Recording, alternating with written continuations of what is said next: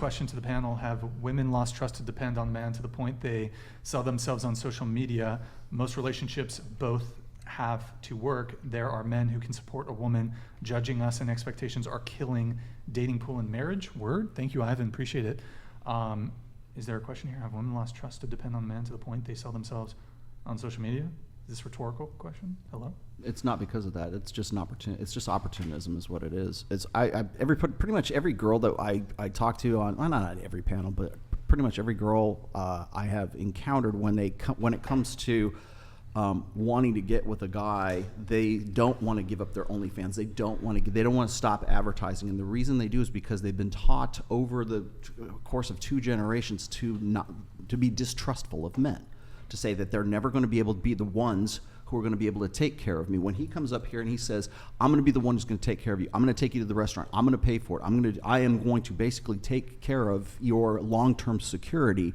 To hear that is shocking today, right? Because women have this preconception that men are either they're borderline abusers, or they are incompetent, like buffoons, like Homer Simpson or Dr. Huxtable or whatever, sitcom dad that we want to throw out there, or they're incompetent. They don't know how to drive a stick shift. They don't know how to change a tire. They don't know how to tie a tie.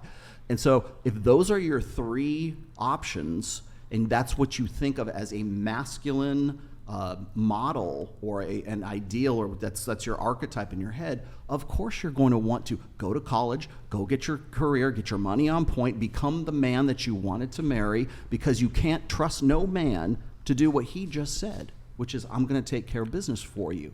And yes, I would absolutely agree with that assessment, because women are fearful that they'll never find a guy. And when we talk about like submission which I think is the wrong world, I think we need to talk about deference to men's authority.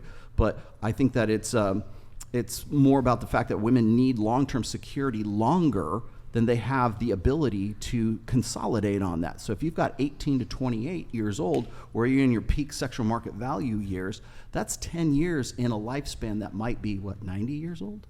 So, and you're going to need long-term security far longer in your life than you are going to need it.